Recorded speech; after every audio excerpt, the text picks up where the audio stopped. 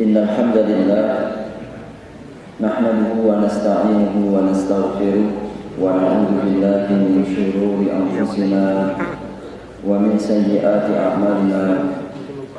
Man yahdihillahu fala mudilla lahu wa man yudlil fala hadiya lahu.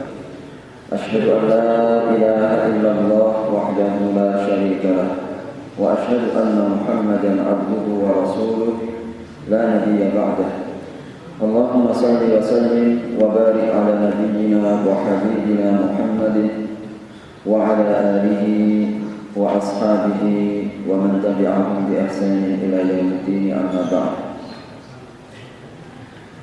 Senantiasa segala puji serta syukur marilah kita panjatkan kehadirat Allah Subhanahu wa taala, karena rahmat serta taufik Allah Subhanahu wa taala. Alhamdulillah, kembali kita dapat hadir berkumpul di masjid yang mulia ini dalam rangka meningkatkan kualitas pemahaman kita dan ilmu kita akan nilai-nilai petunjuk Allah serta Rasulnya.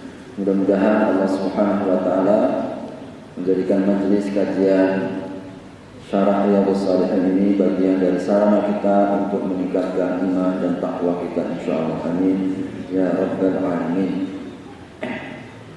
Salawat serta salam mari pula kita sampaikan kepada Nabi Muhammad sallallahu alaihi wasallam, keluarga, para sahabat serta seluruh umatnya hingga akhir zaman.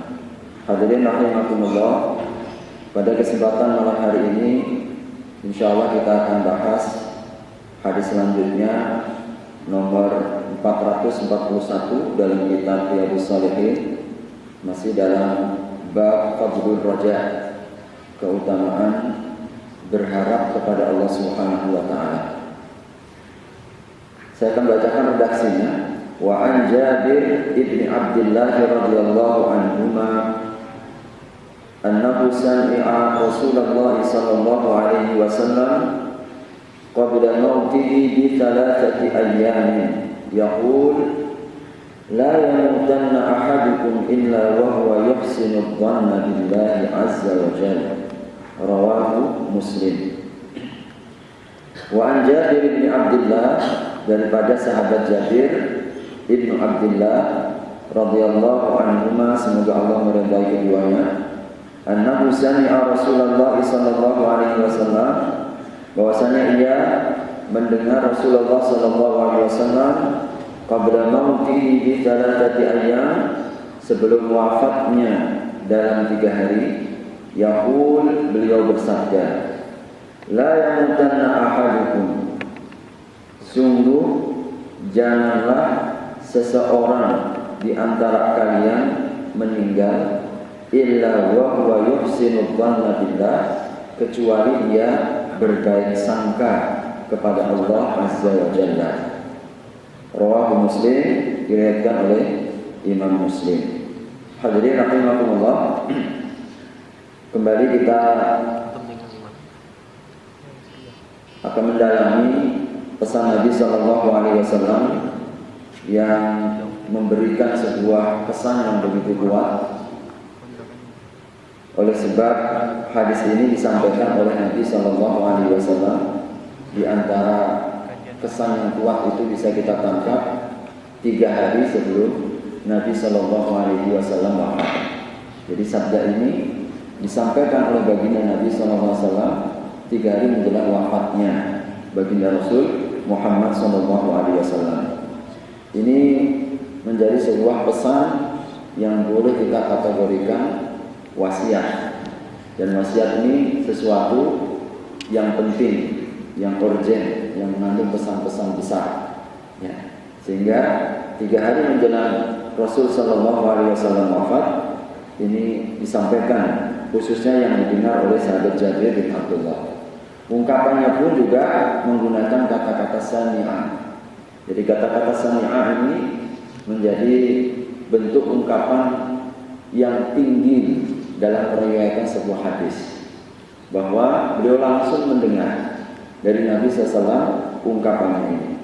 Hadirin rahimakumullah, Pesan yang utama yang disampaikan oleh Nabi Sallallahu Alaihi Wasallam di dalam hadis yang singkat ini adalah janganlah kalian atau salah seorang di antara kalian meninggal kecuali ia berhusnudzon kepada Allah Subhanahu wa taala. Hadirin rahimakumullah, hadis ini sebagaimana penjelasan para ulama mengandung pesan yang kuat, di antaranya adalah kita terus berharap dan larangan kita untuk berputus asa daripada rahmat Allah Subhanahu wa taala.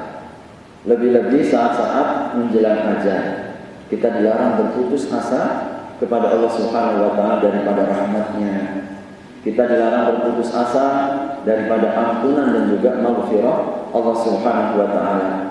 Ya, sebab para ulama kategorikan berputus asa terhadap rahmat Allah ini bagian daripada dosa besar. Demikian sampaikan oleh Imam An-Nawawi, juga Ibnu Hajar Al-Asqalani, bahwasanya termasuk di antara dosa besar di hadapan Allah Subhanahu wa taala adalah kita berputus asa. Sebab putus asa ini bukan cirinya orang yang beriman. Orang yang beriman mesti harus husnudzan. Wala yai'asu min rauhillah innahu la yai'asu min rauhillah illa al-qaumul kafirun. Jangan pernah kalian berputus asa dengan rahmat Allah Subhanahu wa taala. Sebab tidak ada yang berputus asa kecuali orang-orang kafir. Jadi Allah Subhanahu wa taala dalam surat Yusuf ini menggolongkan yang berputus asa hanyalah orang-orang kafir. Mestinya yang berputus asa hanya orang kafir. Nah, kalau kita telah menyatakan sebagai orang yang beriman tidak boleh berputus asa. Karena apa? Yakinnya kita kepada Allah, imannya kita kepada Allah Subhanahu wa taala. Maka dalam surat Al-Fatah, surat yang ke-48, ya, Allah Subhanahu wa taala juga mengancam, memberikan ancaman kepada orang-orang munafik, orang-orang musyrik. Wa yu'adzibal munafiqin wal munafiqat wal musyrikin wal musyrikat adh-dhannina billahi dhanna as-saw' 'alaihim da'iratus saw' wa ghadiba Allahu 'alaihim wa la'anahum wa 'adda lahum jahannam wa sa'at masira. Allah akan menyiksa dalam ayat ini kepada siapa? Orang munafik laki-laki dan perempuan, orang musyrik laki-laki dan juga orang musyrik perempuan. Dua-duanya bukan pilihan yang baik. Apakah orang munafik? Ini banyak munafik yang dekat dengan kekufuran, maupun juga orang musyrik. Apa ancaman Allah dan siksaan yang nanti akan ditimpakan kepada mereka adalah karena sikap adh-dhannina billahi dhannasaw. Mereka suudzon kepada Allah. Mereka suudzon kepada Allah Subhanahu wa taala dengan prasangka yang buruk. Alaihim da'iratus saw'. Maka atas mereka akan ditimpakan dengan da'iratus saw'. Dairah itu makna asalnya kayak daerah. Mereka akan diliputi, mereka akan diselimuti dengan keburukan-keburukan yang mereka sangka.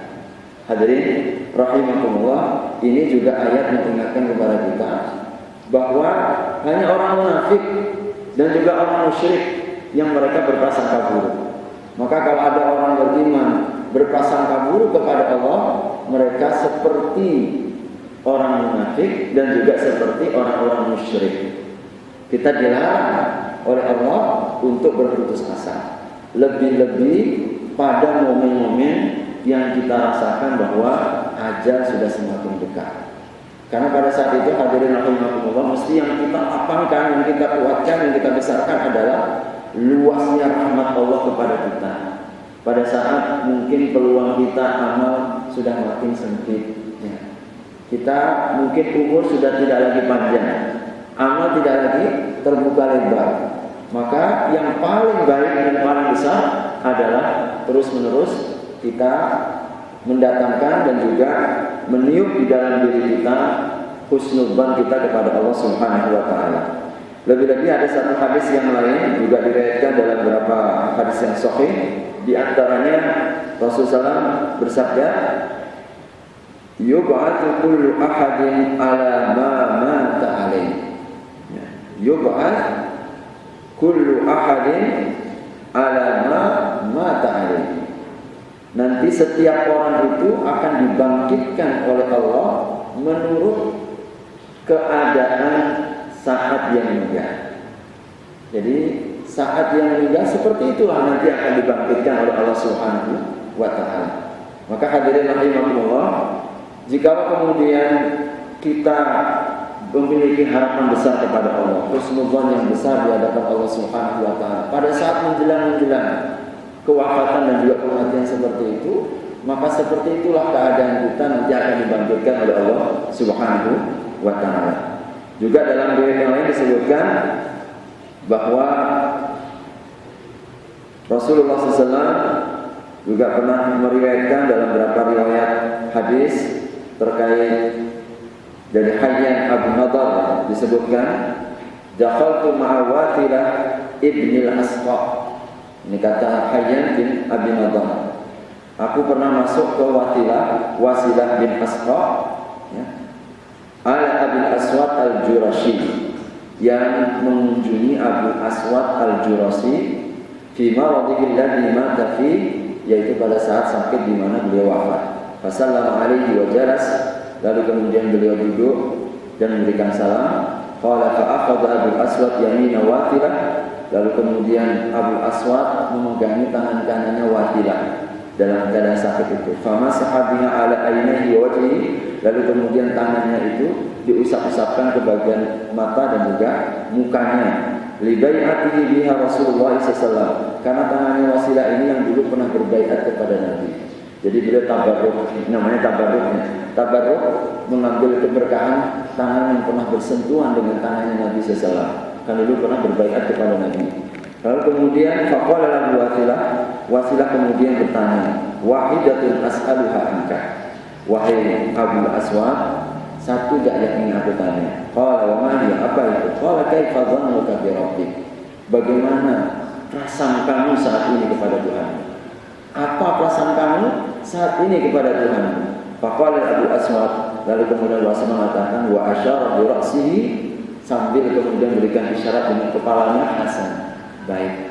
Jadi sambil memegang kepalanya, beliau mengatakan prasangka yang baik. Faqala Wasilah, lalu Wasilah mengatakan absyir, kabar gembira. Ini misalnya Rasulullah SAW yaqul, aku dulu pernah mendengar. Jadi Wasilah pun pernah secara langsung, sebagaimana Jabir bin Abdullah juga pernah mendengar secara langsung sabda Nabi SAW. Qala Allah azza wa jalla, ana inda dhanni abdi falyadunna bima yasha. Aku tergantung prasangka hambaku, maka disilahkanlah ia menyangka apa saja kepadaku. Ini hadis menjadikan kabar gembira.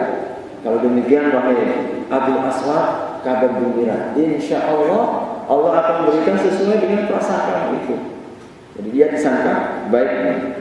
Kemudian dalam riwayat Abdullah bin Mas'ud radhiyallahu anhu, beliau juga pernah mendengar, walladzi la ilaha illa ghairuhu, demi zat yang tiada Tuhan selain daripadanya, ma aqta abdul mu'minan syai'an khairan min husnil dhanni billah.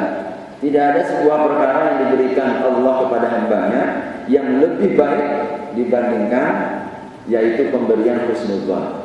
Tidak ada yang paling baik apapun kecuali husnudzan. Walladzi la ilaha illa ghairuhu, dan demi zat yang tiada Tuhan selain daripadanya, la yuhsinu abdun billahi adzanna, tidaklah sekali-kali seorang hamba berbaik sangka kepada Allah Subhanahu wa taala illa aqahu Allahu dhannahu, kecuali pasti Allah akan berikan sesuai dengan prasangka baiknya itu. Subhanallah. Ini beberapa penegasan-penegasan kepada kita di mana kita tidak boleh husnudzan, dan ini mesti kita amalkan dalam semua sisi. Lebih-lebih sebagaimana yang dilakukan oleh Nabi SAW menjelang wafat, atau ketika kita mengunjungi orang yang sakit, ya, kita tiupkan, kita bisikkan, kita sampaikan husnudzan, harapan-harapan kepada Allah Subhanahu wa taala. Termasuk juga kita dalam kehidupan sehari-hari. Hadirin rahimakumullah, kita mesti husnudzan dalam urusan rezeki. Tidak boleh kita suudzon. Urusan rezeki, ya. Kita wajib husnudzan kepada Allah Subhanahu wa taala. Allah yang menjamin. Tidak mungkin. Maka dalam hadis yang sahih dalam Bukhari disebutkan Nabi sallallahu alaihi wasallam pernah bersabda, demi zat yang jiwaku ada dalam genggamannya, sungguh malaikat Jibril pernah meniupkan, membisikkan di dalam telingaku bahwasanya tidak akan meninggal seorang hamba hingga disempurnakan rezekinya. Tidak akan meninggal seorang hamba hingga disempurnakan rezekinya. Semua rezeki kita sudah dijatah oleh Allah, mulai dari lahir sampai meninggal. Jadi jatah itu sudah tetap, sudah baku, ada di sisi Allah Subhanahu wa taala. Maka Nabi kemudian melanjutkan apa? Karena itulah jangan sampai lambatnya rezekinya Allah kepada kita mendorong kita untuk melakukan yang dilarang oleh Allah. Jadi jangan sampai kadang-kadang kita merasa aduh lambat, aduh sempit, rezeki kita rasanya kok susah dan lain sebagainya. Kadang-kadang tidak sabarnya kita ya, karena terlambatnya rezeki seperti ini seringkalinya mendorong dan membuka peluang untuk mencari-cari yang lain. Nah, cari-cari jalan belakang, ya. Tidak cari jalan yang halal. Padahal Allah sudah siapkan yang halal. Makanya seakan-akan orang yang mencari rezeki yang tidak halal, dia nggak yakin kepada Allah Subhanahu wa taala. Seakan-akan Allah tidak mampu dan kuasa untuk memberikan dari pintu jalan yang halal. Makanya hadirin rahimakumullah, kita dilarang untuk seuzon dalam urusan rezeki. Bagi yang belum punya anak, nggak boleh kita seuzon. Insya Allah Allah akan memberi merezekikan anak kita. Kalau kita dalam kesulitan, Allah pasti akan memudahkan. Kalau kita dalam kesempitan, Allah akan melapangkan, dan seterusnya. Dalam kehidupan ini kita dilarang oleh Allah Subhanahu wa taala untuk berburuk sangka kepada Allah Subhanahu wa taala.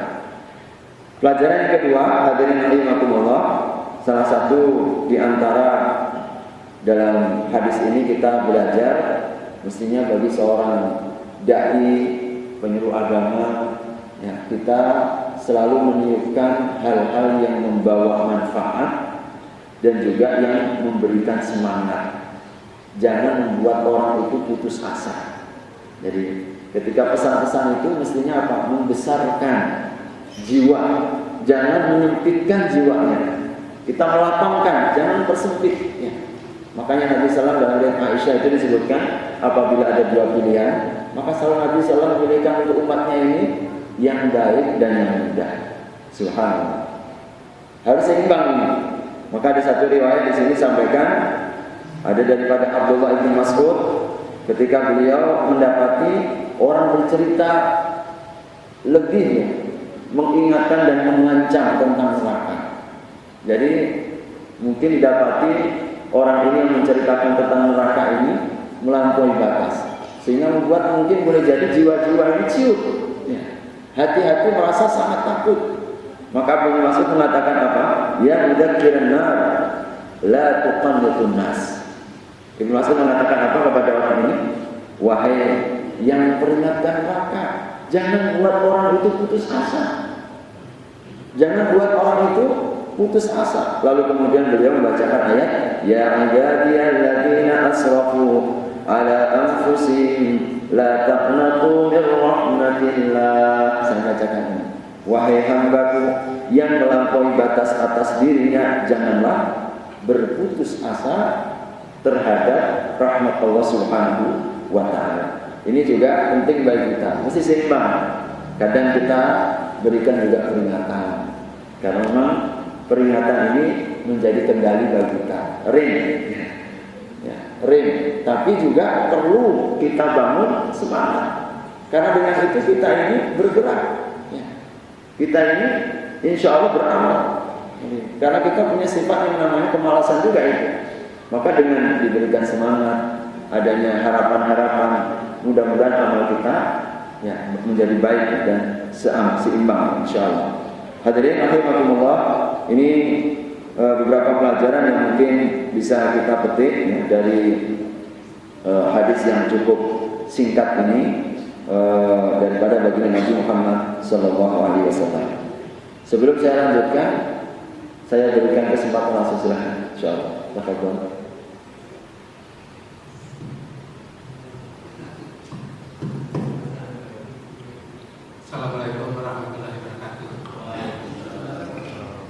Dari penjelasan Pak Ustaz ini mengenai yang pasti rezeki ini, saya ingin lebih terang penjelasannya bagaimana konteks soal rezeki yang ditentukan Allah semua nasib kita ini dengan doa.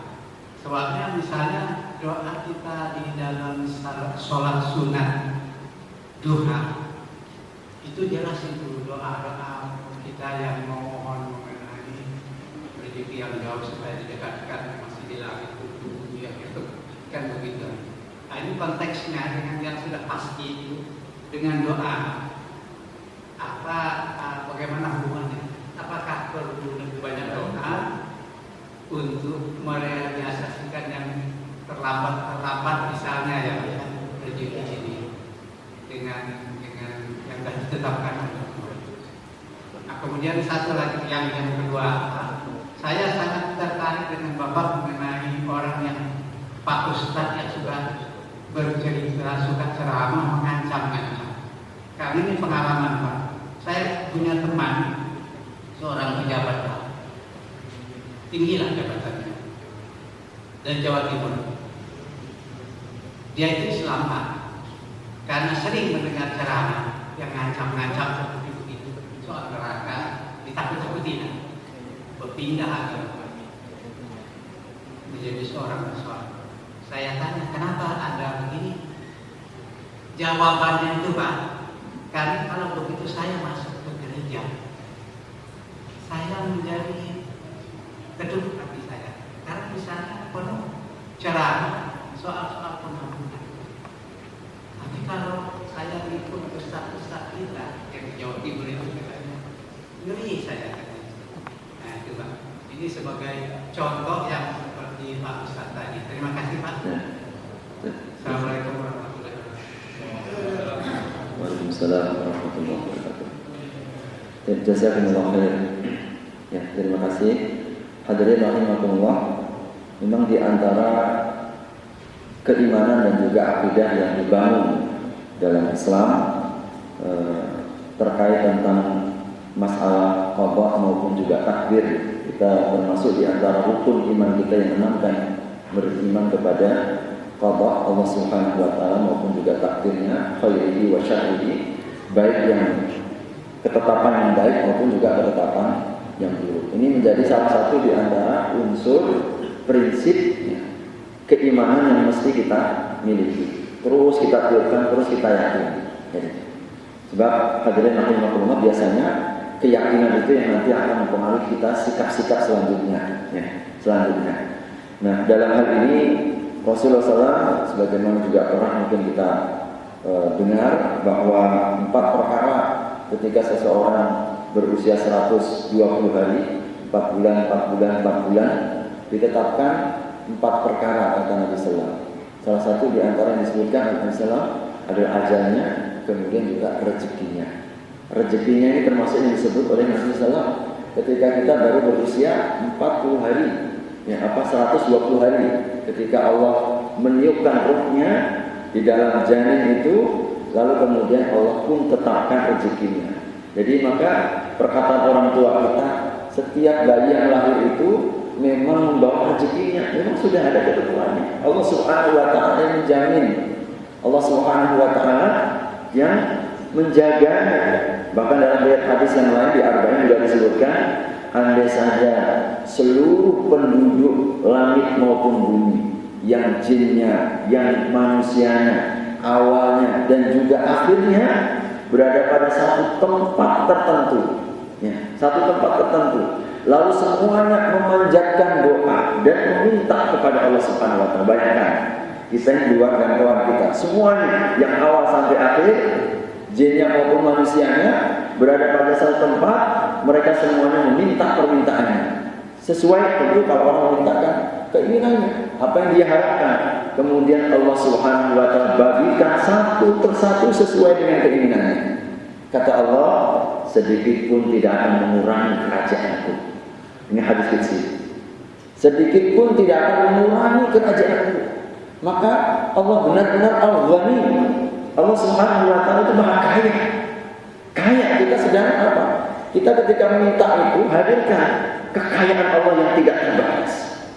Maka ketika kita meminta kepada Allah Subhanahu wa taala, tidak boleh tanggung-tanggung, tidak boleh ragu. Ya. Kita mesti yakin secara total. Karena apa? Allah melihat hati kita. Allah melihat apa yang ada pada hati kita. Kalau memang kita dilihatnya memang sungguh-sungguh serius yakin, Allah akan bagi. Allah tergantung keyakinan kita. Makanya dalam beberapa ayat itu kita diyakini misalkan dalam surah Al-Fatah itu, ketika Allah Subhanahu wa taala berikan ketenangan, Allah bagikan kemenangan, itu setelah kapan? Kalau kita lihat, dan ini cerita terkait tentang banyak peristiwa. Dalam ayatnya itu disebutkan fa'alima ma fi qulubihim fa'anzala as-sakinata 'alaihim wa atabahum fathan qariba.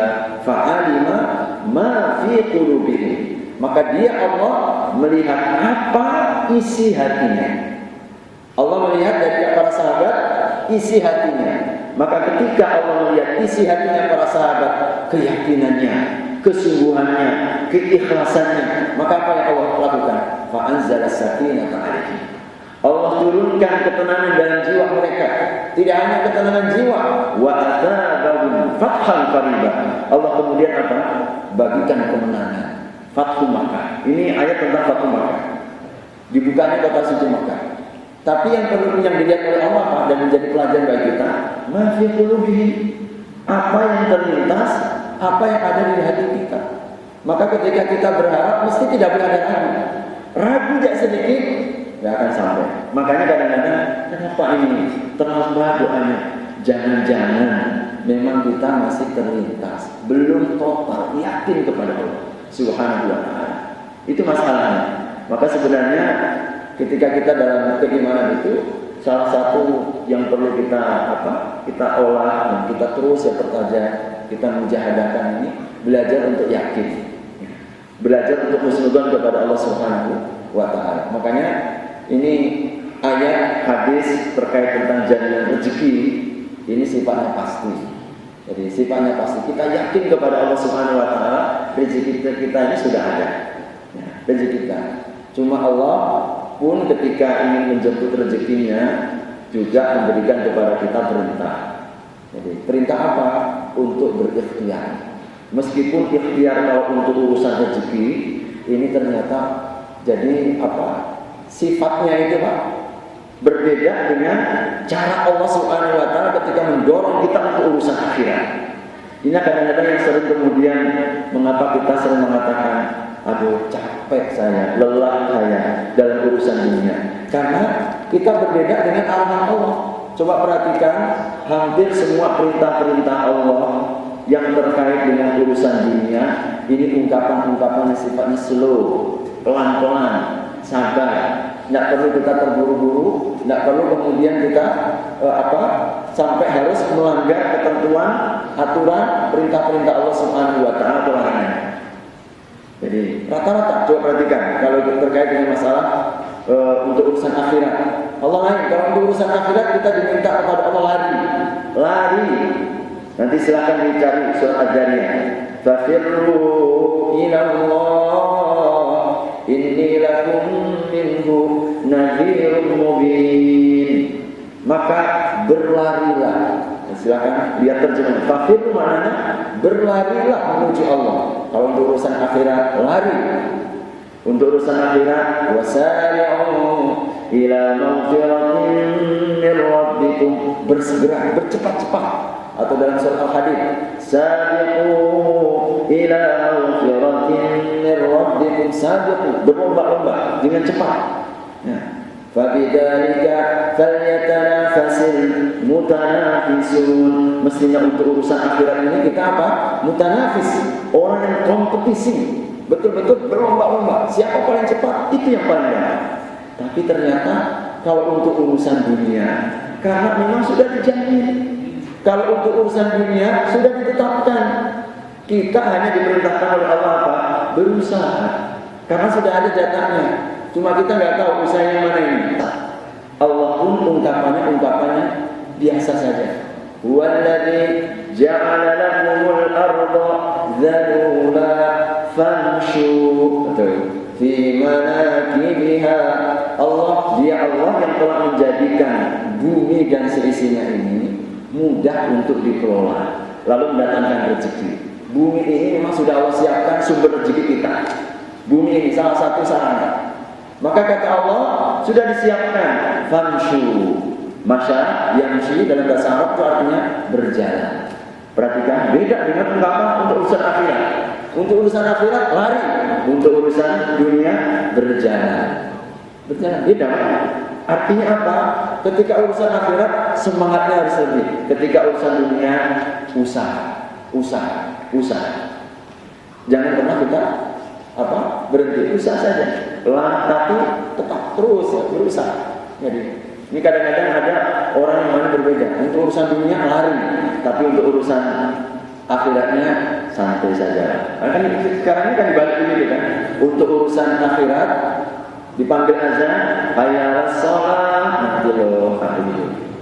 tapi kalau untuk urusan uang, untuk urusan materi, nggak boleh ketinggalan. Kita mesti yang pertama kalau bisa mendapatkan, begitu. Tiketnya, ini yang berbeda. Perhatikan, ketika dalam bab masalah sholat Jumat, faidah qudiyatis sholatu fantashiru. Coba perhatikan ketika untuk azannya, idza nudiya lis-sholati yaumil jumu'ati fas'au. Apa artinya fas'au? Sa'i. Kita tanya sa'i lari kecil. Sa'i itu lari kecil, berjalan cepat. Itu namanya sa'i. Tapi ketika untuk urusan dunia, faidah qudiyatis shalah, selesai sholat Jumat, fantashiru, bertebaranlah kalian. Jangan bertebaran kemana. Enggak perlu latihan. Karena apa? Rezekinya sudah ditetapkan. Tinggal yang penting ambil usaha. Cari mana yang kira-kira dimudahkan bagi Allah Subhanahu wa ta'ala. Dan ternyata sebagai dalil yang lain, setiap kita itu sudah ditetapkan menurut kadar potensinya. Kullun muyassarun lima khuliqalahu. Setiap diri ini akan dimudahkan oleh Allah menurut khuliqalahu, potensinya, menurut kemampuannya. Nah, tentu yang pertama kali akan ada rezekinya mudah. Nah, rezekinya mudah itu karena masing-masing kita akan dimudahkan menurut potensinya. Temukan dulu titik kekuatan kita. Kalau memang kita yang jago bisnis, tekuni bisnis itu. Karena di situ insya Allah akan mudahkan rezeki kita. Kalau memang potensi kita di lain itu, mungkin bagian ini bagian macam-macam. Subhanallah, usaha di dunia ini bejibun, kata orang kan begitu kan. Cuma kadang-kadang kita coba dulu, mana saya ini ditempatkan di sisi Allah, di sumber yang lain. Itulah saat yang paling tepat kita untuk menemukan apa? Potensi diri kita. Saya ini punya kemampuan apa? Saya ini punya kekuatan apa? Nah, kita kalau sejak lebih dini mampu menemukan itu, ternyata akan jauh lebih mudah menjemput rezeki. Makanya sekarang ini mungkin ada orang yang kemudian coba dilihat bakatnya apa. Nah, ternyata itu ajar bisa menemukan bakat. Kadang-kadang kita nggak tahu bakat kita. Cuma kadang-kadang kita ini bakatnya baru ketahuan setelah kita coba kenalan. Ternyata memang saya ditempatkan di sisi ini. Sudah. Kalau memang kita sudah menemukan itu, serius. Nanti insya Allah akan mundur kita. Allah akan mudahkan rezeki kita melalui pintu itu. Melalui pintu itu. Kadang-kadang kita ini orang nggak bisa bisnis, tapi sebenarnya Allah tempatkan kita misalkan pada sisi yang lain. Kita ini pengajar, pendidik dan sebagainya misalkan. Boleh jadi di situ Allah tempatkan. Atau sebaliknya dan seterusnya. Maka hadirin rahimakumullah. Jadi bagi kita keyakinan kita akan rezeki yang sudah ditetapkan tidak berarti kemudian melupakan atau melalaikan daripada ikhtiar yang Allah syariatkan. Jadi syariat ini tak lebih sebatas untuk menjemput rezekinya. Terus kita menjemput. Tenang, insya Allah Subhanahu wa ta'ala akan berikan jalan keluar, insya Allah. Wallahu a'lam. Ini saya lanjutkan saja Bapak, silakan. Waktunya nanti tidak cukup kalau ditambahkan satu hadis. Saya persilahkan kalau ada hal yang mau ditambahkan, silakan. Insyaallah. Assalamualaikum warahmatullahi wabarakatuh. Waalaikumsalam. Ini saya sedikit menyimpang Ustaz daripada yang Ustaz sampaikan, terutama mengenai masalah wudu. Kalau kita lihat sejarahnya bahwa yang suka menjaga wudu dia itu kan Bilal saja. Ya. Di situ ada sunat wudu. Nah sekarang yang mau saya pertanyakan Pak Ustaz, kalau kita setelah mengambil wudu, biasanya kita kan langsung sholat sunat wudu. Apabila terus yang mau saya tanyakan mengenai masalah ini, batasan kita untuk berwudu Pak Ustaz, sholat sunat wudu itu. Kalau menurut itu kan kita sholat dalam satu hari itu 5 kali sholat wajib kita. Nah, kita ada batasan yang harus ada menurut informasi yang saya dengar bahwa kita setelah sholat asar itu kan tidak ada lagi sholat sampai menjelang maghrib. Begitu juga sholat subuh. Nah sekarang kalau umpamanya kita menjaga wudu kita nih Pak Ustaz, tahu-tahu kita ada sedikit suatu halangan ke apa gitu Pak Ustaz, bagaimana kita melakukannya Pak Ustaz? Karena kita menjaga wudu kita tadi, apa boleh nggak kita melakukan sholat wudu setelah asar gitu, antara asar dengan maghrib? Nah, begitu juga setelah kita sholat subuh sampai menjelang sholat duha. Itu yang saya tanya. Terima kasih. Assalamualaikum warahmatullahi wabarakatuh. Assalamualaikum warahmatullahi wabarakatuh. Jazakumullah khair. Ya. Menjaga wudu ini termasuk di antara sunnah keutamaan yang juga dijaga, diistiqomahkan oleh sahabat Bilal radhiyallahu anhu. Jadi kalau kita menjaga wudu ini salah satu di antara dalil yang sering diangkat di kalangan para ulama adalah perbuatannya sahabat Bilal, di mana Rasul sallallahu alaihi wasallam beliau saat setelah turun daripada Isra dan Mi'raj, beliau mengkabarkan kepada sahabat Bilal, dan ini Rasulullah SAW itu kebiasaan seperti itu. Kalau ada hal yang menggembirakan, beliau itu segera mungkin untuk menyampaikan. Sebagai bentuk apa? Rasa kegembiraan. Jadi sama-sama gembira. Sebab ada sesuatu yang sangat menggembirakan, di mana beliau ketika diizinkan oleh Allah untuk masuk ke dalam surga. Jadi Rasulullah SAW ketika Mi'raj, beliau dimasukkan oleh Allah ke dalam surga, dan surga itu sudah ada. Ya, sudah ada. Beliau dimasukkan ke dalam surga, diperlihatkan isi surga, lalu kemudian beliau mendengar suaranya sendalnya Bilal. Itu yang kemudian menjadi awal cerita. Sendalnya Bilal didengar, Nabi benar-benar mendengar itu. Jadi ini juga kelebihan Nabi, bagaimana sampai suara sendal sahabat itu dikenali. Berarti pengenalan beliau terhadap sahabat itu sangat dekat sekali. Sampai suara sendalnya pun tahu cirinya. Oh, ini suara sendalnya sahabat Bilal. Itu yang kemudian didengar oleh Nabi saat dimasukkan Allah dalam surga. Setelah beliau kembali ke bumi, beliau kemudian bertanya kepada Bilal, "Wahai Bilal, adakah amalan yang paling kau harapkan setelah Islam?" Apa amalannya? Jadi yang paling kau harapkan setelah Islam ini, ternyata kemudian dikatakan, tidaklah aku tidaklah aku di waktu malam atau di waktu siang, setelah aku berwudu maka aku melaksanakan sholat 2 rakaat. Itu yang kemudian disebut sebagai sholat sunnah wudu. Itu dasarnya. Jadi apa yang dibuat oleh sahabat Bilal. Sehingga insya Allah termasuk sunnah, kita boleh kalau misalkan waktu panjang, ada masa dan seterusnya, kemudian kita habis wudu, sholat sunnah wudu. Kalau masih ada waktu lagi, kita boleh apakah qobliyah subuh atau mungkin qobliyah yang lain. Ini bisa kita lakukan. Tapi kalau misalkan dalam kondisi-kondisi yang sempit, maka kita pilih yang paling efektif atau yang paling tinggi. Ya. Misalkan kita sebelum subuh, ya sudah, waktunya tidak cukup. Kalau misalkan sampai sholat sunnah wudhu maupun juga sholat sunnah qobliyah subuh, maka langsung qobliyah subuh saja. Qobliyah sunnahnya insya Allah masuk ikut dalam qobliyah subuhnya. Nah kalau kemudian kita masuk dalam larangan, di mana habis asar dan habis subuh, sebagaimana hadis yang pernah kita bahas, setan matahari terbit dan tenggelam ini berada di ujung-ujung tanduknya setan. Sehingga seakan-akan ketika kita beribadah pada waktu itu, kita sedang beribadah menyembah kepada setan. Ya, makanya kita dilarang. Ini rahasianya, dan ini hikmah gaibnya seperti itu. Ada larangan sholat habis asar sampai tenggelam, habis subuh sampai matahari terbit setinggi ujung tombak. Nah, para ulama memang berbeda pendapat. Ya, berbeda pendapat. Kalau misalkan sholat-sholat yang ada sebab, ini ada sebab. Kalau tidak ada sebab, mutlak seluruh para ulama sepakat dilarang kalau tidak ada sebab. Tapi kalau yang sholat-sholat yang ada sebab, ini terjadi dua perbedaan pendapat. Pendapat yang pertama membolehkan. Ini pendapatnya mazhab Syafi'i. Beliau membolehkan dan mengecualikan yang ada sebabnya. Sebab masuk masjid, ini berarti ada tahiyatul masjid. Ada larangan, tapi ada sebab. Ketika kita masuk masjid, ini sebab yang membolehkan kita sholat, maka ini termasuk yang dikecualikan. Ketika ada jenazah, maka ada sebab sholat jenazah misalkan. Ini termasuk sebab.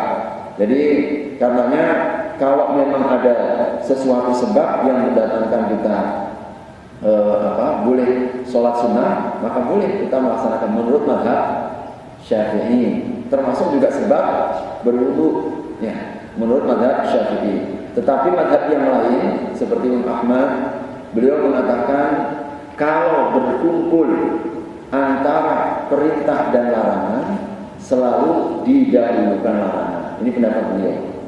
Jadi ini kan berkumpul kan? Ada larangan tidak boleh sholat selepas asar. Lalu ada sebab boleh kita masuk masjid, tahiyatul masjid. Mana yang didahulukan? Perintah ke atau larangan? Menurut beliau kita dahulukan larangan. Maka beliau termasuk yang berpendapat tidak melaksanakan. Kenapa? Dahulukan larangan. Beliau mengkiaskan begini, menganalogikan. Kalau misalkan ada segelas air putih, halal, bersih, suci, boleh kita minum. Lalu kemudian ada setetes saja, setetes, nggak banyak, setetes daripada minuman keras misalkan. Ada arak masuk setetes. Mana kita dahulukan? Yang banyak itu segelasnya atau setetesnya? Tentu para ulama katakan setetes yang kita dahulukan. Ya, ada setetes daripada minuman keras, semuanya menjadi terlarang. Nah itu yang pendapat Ahmad. Jadi silakan bagi yang ingin mendapat apa yang mazhab Syafi'i mengatakan boleh kalau ada sebab pengecualian. Tapi dalam mazhab Imam Ahmad memang beliau cenderung berpendapat melarangnya. Karena kalau ada perintah dan larangan selalu didahulukan adalah larangan. Wallahu a'lam bishawab. Saya kira cukup, mudah-mudahan ada manfaatnya, kurang dan lebihnya mohon dimaafkan. Mudah-mudahan apa yang kita bahas pada kesempatan malam hari ini Allah jadikan sebagai ilmu yang bermanfaat dalam kehidupan kita sehari-hari. Amin ya rabbal alamin. Aku qouli hadza wa astaghfirullah li wa lakum. Kita tutup dengan doa kafaratul majlis. Subhanakallahumma wa bihamdika asyhadu an la ilaha illa anta astaghfiruka wa atubu ilaik. Assalamualaikum.